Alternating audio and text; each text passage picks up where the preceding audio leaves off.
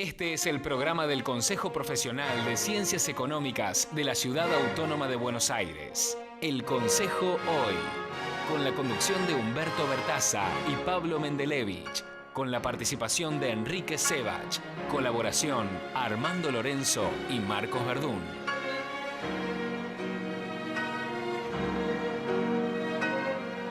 Buenas noches, es un gusto estar aquí nuevamente en el programa del Consejo Profesional de Ciencias Económicas. ¿Cómo estás, Enrique? Bien, muy bien. ¿Qué tal? ¿Cómo estás, Pablo? Muy bien, gracias. Hoy no está Humberto Bertaza porque está de viaje, Sí. pero... Yo creo que no hay, está bien, Boca perdió con Tigre, pero no es para tanto, para andar yéndose al exilio. Y yo encima no me pareció no te suficiente. puedo hacer de partener en estos comentarios porque no tenés la menor idea. Mi analfabetismo futbolístico es atroz. Bueno, aprovecho para saludar a los quiero aclarar que no es el único analfabetismo que está tengo, muy bien. Pero bueno. Aprovecho para saludar a los amigos de River por Sí. la Recopa Sudamericana y a los amigos de Tigre por felicitarlos. Perfecto. Ahora, reconozcamos que la ausencia de Humberto nos simplifica el orden de las columnas. Sí, porque ni reloj Somos dos nomás, tenemos que... Sí. Ni reloj. Bueno, creo que tenés que empezar vos. Bueno, muy bien.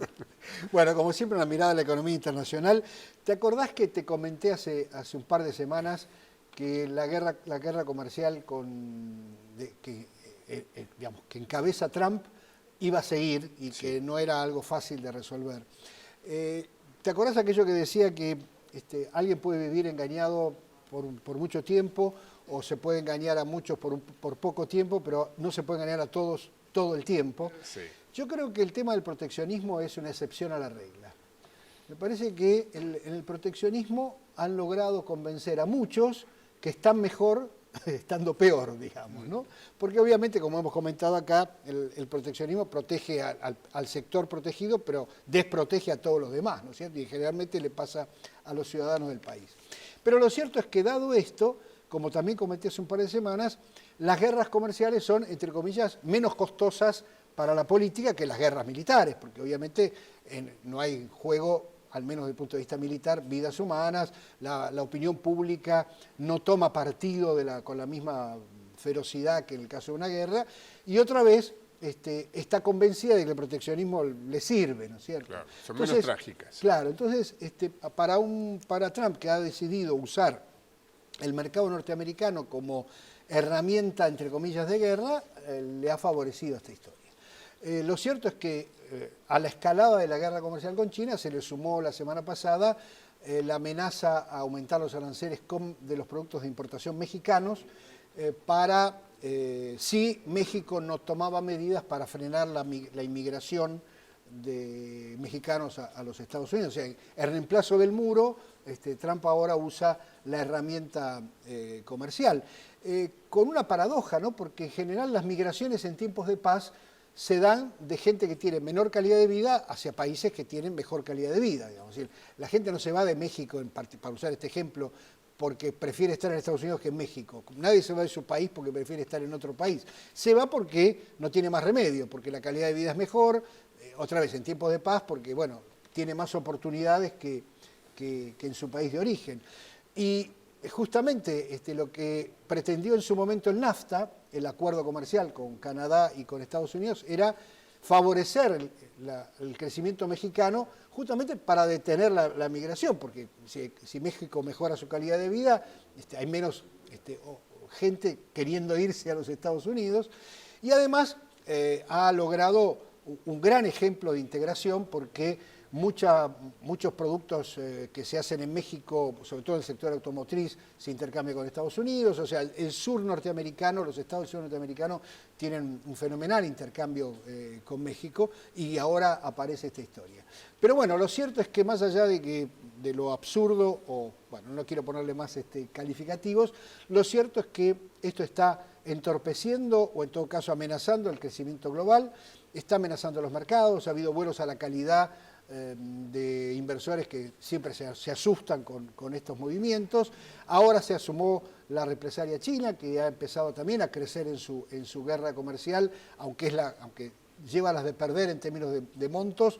Bueno, otra vez, teniendo en cuenta que no es muy costoso, menos en China, ponerse duro en el corto plazo, los líderes chinos también han avanzado en contra de esta historia con represalias. Lo cierto es que Este contexto de guerra comercial no favorece, por supuesto, al mundo emergente, no favorece el crecimiento global y no favorece al bienestar de la sociedad, porque cuanto más proteccionismo hay, peor para todos, ¿no es cierto? Claro. Bueno, muchas gracias, Enrique. Muchas gracias. Yo quería hablar en mi columna de política nacional, quería hablar del futuro y el pasado. Se supone que no hay muchas maneras científicas de saber cómo va a ser el futuro. Vos lo más que podés hacer es saber cómo fue el pasado. Entonces, vos, por ejemplo, en una campaña electoral, te fijas, ¿quién hizo las cosas bien? Fulano. Ah, entonces yo voy a votar a fulano para el futuro. Suponete, ese sería un razonamiento lógico. Pero eso no es lo que pasa en la Argentina. Porque vos en la Argentina hoy tenés que, por ejemplo, la opción de la reelección de Macri es, ¿Macri hizo las cosas bien? No, entonces no lo voto. Entonces, ¿a quién voto? Y yo voy a votar a Cristina. ¿Por qué? Y porque con Cristina yo estaba bien, por ejemplo, ¿no? Pero ¿hizo las cosas bien? Y es discutible. Claro, todas esas percepciones son harto discutibles, ¿no? Pero en principio, por lo menos acá adentro, domésticamente son harto discutibles. Afuera es distinto. Afuera hay menos discusión sobre este tipo de cosas. En general, afuera, y estoy siendo genérico, digamos, se repite la situación que había en el año 46, cuando surgió el coronel Perón, y en Europa y en Estados Unidos decían que el coronel Perón era nazi. Estábamos en el comienzo de la posguerra, Perón era nazi. Entonces les parecía escandaloso que los argentinos pudieran elegir como presidente a un nazi. Yo no estoy diciendo no estoy tratando de decir era cierto, tenían razón, no tenían razón. No es ese el tema. El tema es lo que se decía. Afuera realmente la percepción que existía en los centros de poder internacionales sobre Perón es que era un fascista, que había estado además en la Italia de Mussolini tomando clases, un líder nazi latinoamericano. Y entonces en Argentina incluso se pensaba que ganaba la Unión Democrática, se pensaba que ganaban Tamborini y Mosca. Bueno, ¿qué pasó? Ganó Perón. O sea, lo que pasó adentro, la gente de adentro no lee los diarios de afuera, o por lo menos no los escucha. Por ejemplo, si leyeran el Wall Street Journal, tendrían que haber pensado esto. Lo que acaba de decir hace poco el Wall Street Journal a propósito de la visita de Kicillof a México. Dice, pese a que el exministro, Kicillof, ¿no?, se autodefine como keynesiano, mientras trabajaba en el gobierno de Kirchner, se lo conocía por el activismo antimercado de la izquierda dura y las ardientes críticas que fomentaban la envidia y el odio entre los argentinos. Y después decía que la gente de López Obrador no tendría que haber recibido a Kicillof porque, a su juicio, los socios comerciales de México, como Estados Unidos y Canadá, deben prepararse si deciden aplicar los consejos del exministro K, que lo consideran el hombre responsable del incremento exponencial de la inflación en la Argentina. Esto decía el Wall Street Journal. ¿Qué dice? ¿Qué acaba de publicar el Financial Times? Nadie puede discutir, pues te puede gustar o no. Lo que no puedes discutir es que el Financial Times es el diario financiero más importante del mundo. O, corregime si me equivoco, pero pongamos uno de los más importantes. O sea, los tipos que manejan la plata en el mundo, que leen el Financial Times. Te puede gustar o no, vos podrás decir medios hegemónicos, eso es lo que leen. ¿Y qué dice el Financial Times? Acaba de decir, una mirada al historial económico del peronismo debería asustar a los votantes. Se refiere a nosotros, a los argentinos. El movimiento populista ha dejado un sendero infeliz de fracasos durante 7 décadas. Desde los controles de precios hasta la nacionalización y la manipulación de los tipos de cambio, respaldados por un endeudamiento insosteniblemente alto, dice el Financial Times, ¿no?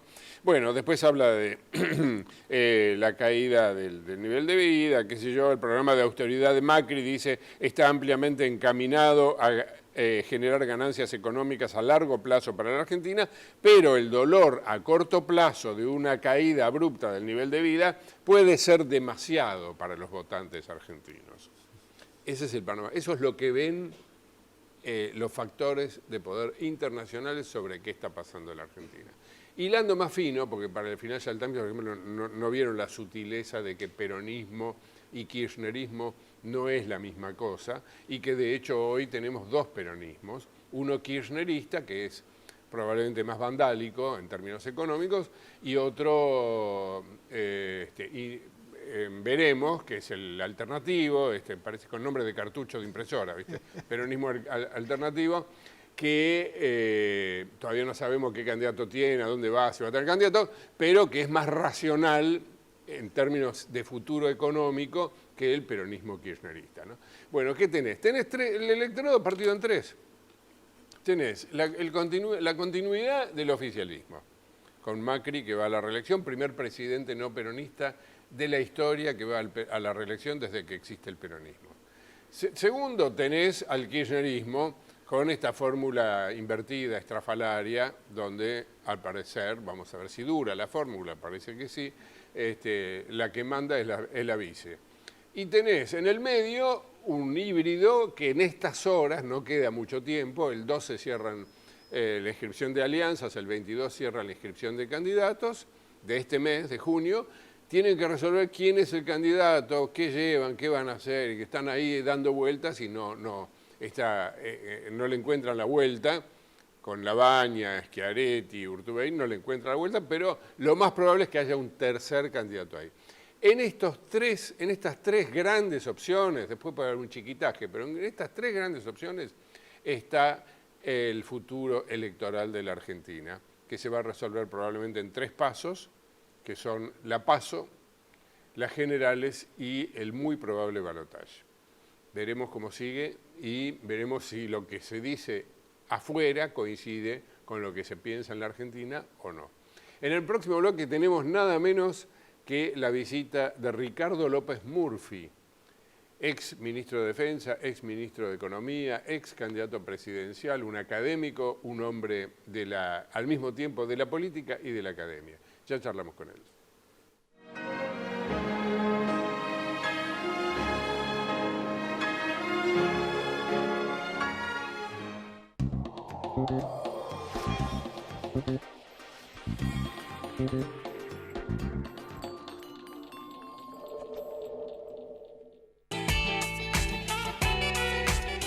Si la vas a hacer, hacela bien.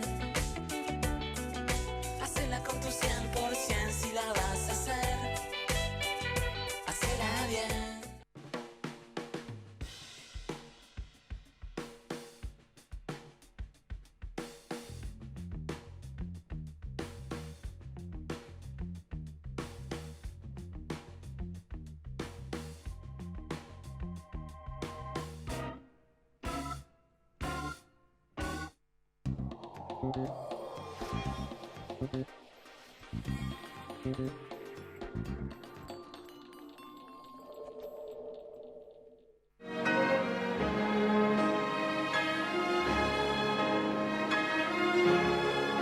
Doctor Ricardo López Murphy, bienvenido. Muchas gusto de estar con usted y gracias por la invitación. Gracias por venir.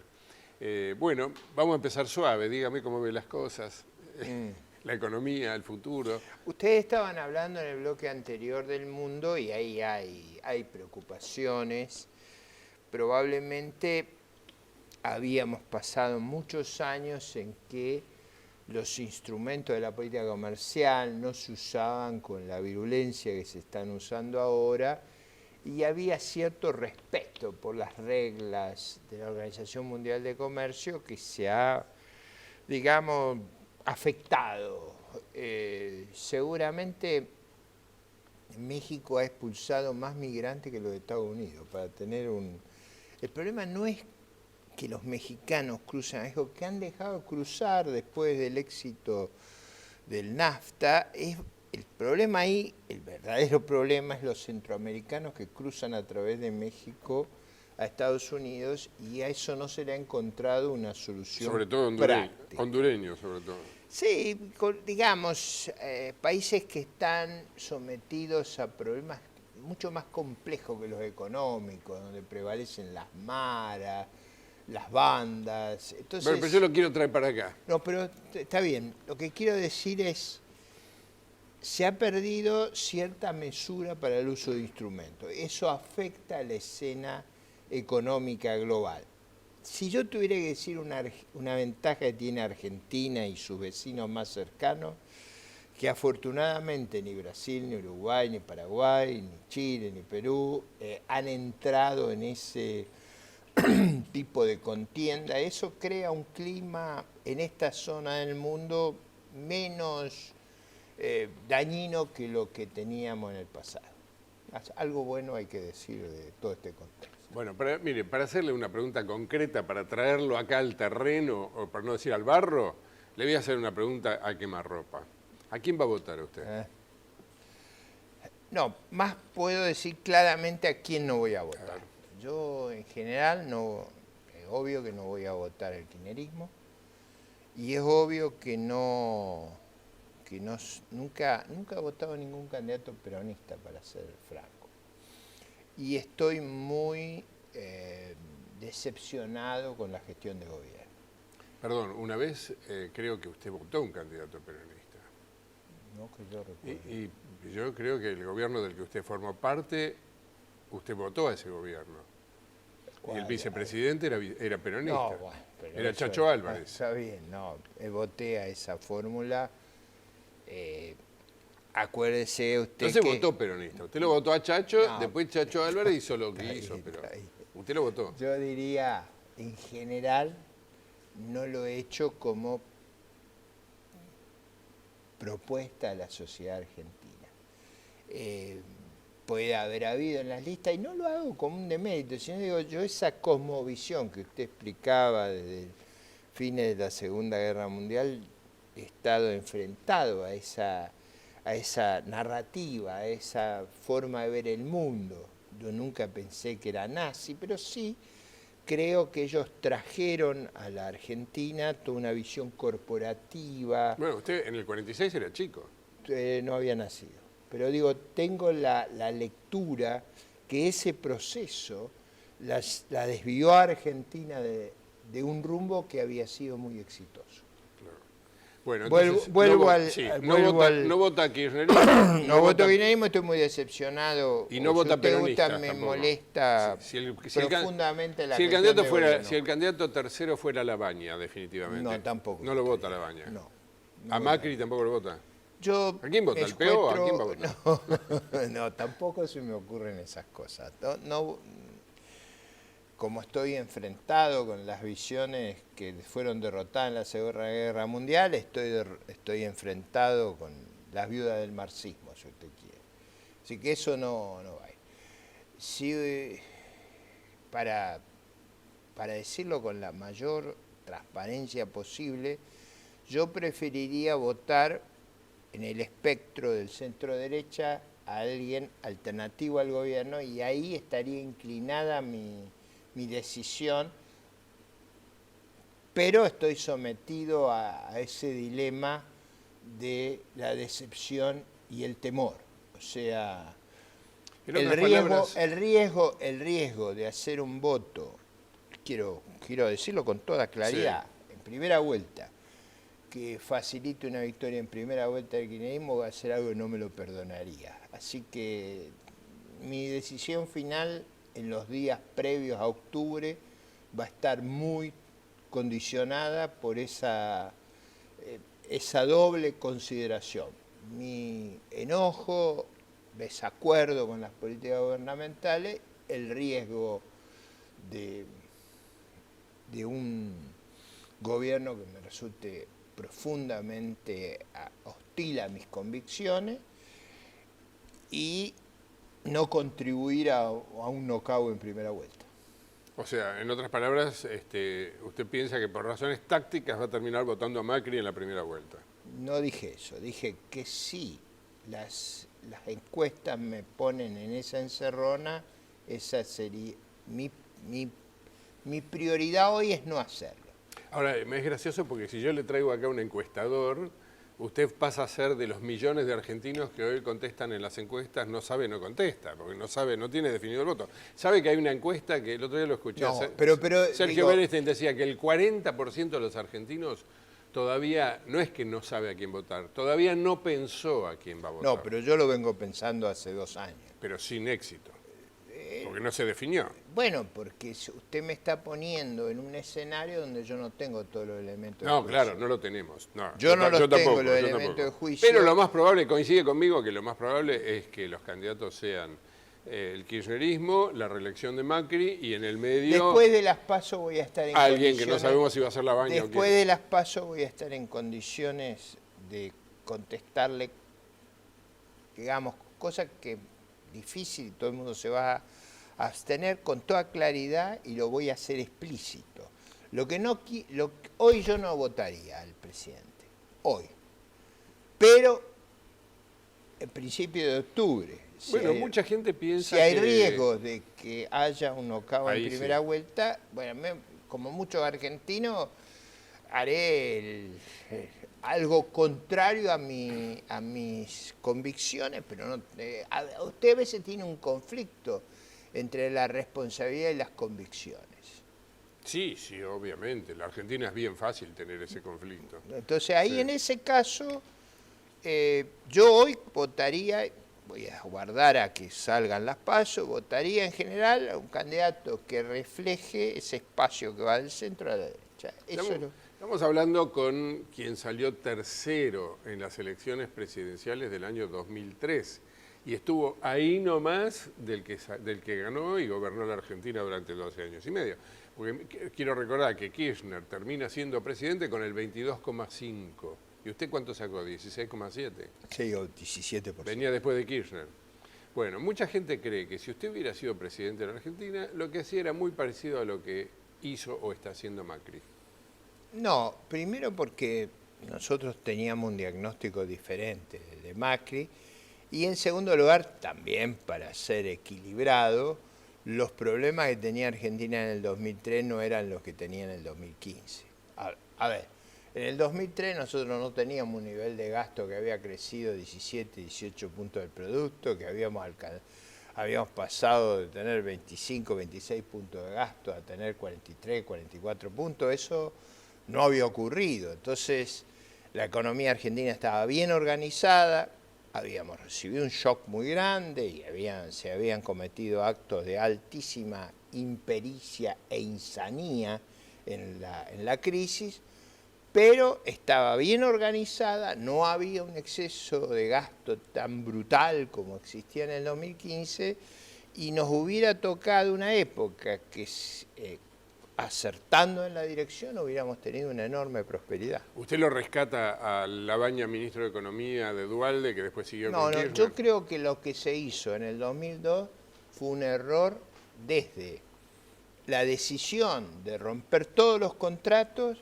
hasta la práctica que se generó, hasta la negociación de la deuda. Todo eso yo creo que fue sumamente costoso. Cuando para verlo de una manera, hay juicios que todavía estamos pagando de esa época. Hay temas de esa época que no lo hemos podido resolver. ¿Y qué Los cree? precios públicos de todos los servicios argentinos, que hasta el año 2001 era un tema sin dificultades, desde esa época hasta ahora no lo hemos podido volver a la racionalidad y a la legalidad.